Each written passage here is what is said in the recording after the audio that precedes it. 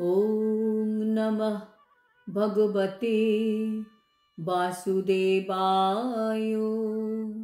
শ্রীমদ্ ভগবদ গীতা একাদশ অধ্যায় বিশ্বরূপ দর্শন যোগ। হরে কৃষ্ণ।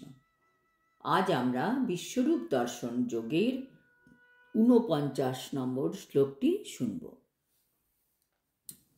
মাতে ব্যথা মাচ বিমূঢ় ভাব দৃষ্টারূপং ঘোরমিদৃংমমেদং ব্যাপেতাভিপ্রীতমানপনস্তং তদেব মে রূপমেদং প্রপশ্য।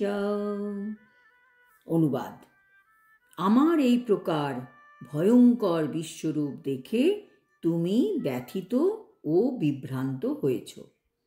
এখন তার পরিসমাপ্তি হোক।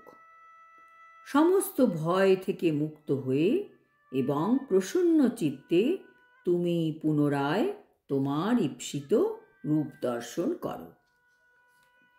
এইবার আমরা দেখতে পারব অর্জুনের অনুরোধ রক্ষা করবেন ভগবান কৃষ্ণ। বিশ্বরূপ সরিয়ে ভগবানের দ্বিভুজ বা চতুর্ভুজ রূপ দর্শন করাবেন। ভগবান কত দয়ালু ও করুণাময়। তিনি হচ্ছেন ভক্তবৎসল। ভক্ত অর্জুন যা চাইছেন ভগবানের কাছে, ভগবান তাই মঞ্জুর করছেন। অর্জুন যুদ্ধের ফলাফল জানতে চেয়েছিলেন, ভগবান তাকে বিশ্বরূপ দেখালেন। অর্জুন ভীত হলেন এবং ভগবানের কাছে অনুরোধ করলেন তার দ্বিভুজ চতুর্ভুজ রূপ দর্শন করাতে। ভগবান তাই দেখাতে সঙ্গে সঙ্গে রাজি হয়েছিলেন।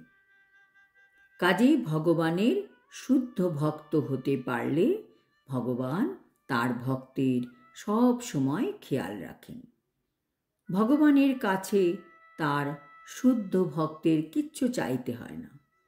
ভগবান তার মনের কথা স্বয়ং বুঝতে পারেন এবং সেই অনুযায়ী তিনি তা মঞ্জুরও করেন।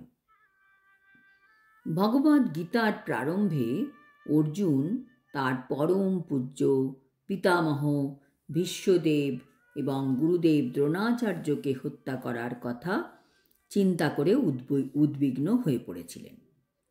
কিন্তু শ্রীকৃষ্ণ তাকে বলেছিলেন যে তার পিতামহকে হত্যা করার ব্যাপারে তার উদ্বিগ্ন হবার কোনো প্রয়োজন নেই। কৌরবদের রাজসভায় যখন ধৃতরাষ্ট্রের পুত্রগণ দ্রৌপদীর বস্ত্রহরণ করছিল, তখন ভীষ্ম ও দ্রোণ নীরব ছিলেন।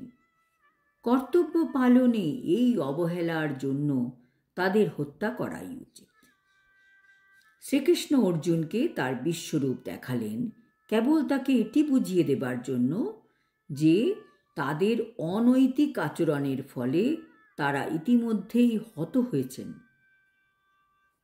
অর্জুনকে এই দৃশ্য দেখানো হয়েছিল এই জন্য যে ভক্তেরা সর্বদাই শান্তিপ্রিয় এবং তারা এই ধরনের বীভৎস কাজ করতে পারেন না।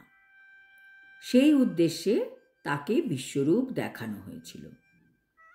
এখন অর্জুন ভগবানের চতুর্ভুজ রূপ দেখতে চাইলেন এবং শ্রীকৃষ্ণ তাকে তাও দেখালেন।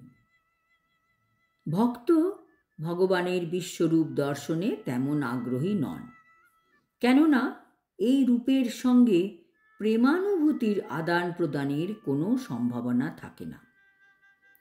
ভক্ত শ্রদ্ধাবনত চিত্তে ভগবানকে তার হৃদয়ের ভক্তিরূপ অর্ঘ্য নিবেদন করতে চান, অথবা তিনি দ্বিভুজধারী শ্রীকৃষ্ণের রূপ দর্শন করতে চান, যাতে পরমেশ্বর ভগবানের সঙ্গে তিনি প্রেম ভক্তির বিনিময় করতে পারেন। আজ এই পর্যন্ত। শ্লোক ৫০-এ আমরা শুনতে পারব সঞ্জয় ধৃতরাষ্ট্রকে কি বিবরণ দিচ্ছেন। হরি ওম তৎসৎ। হরে কৃষ্ণ।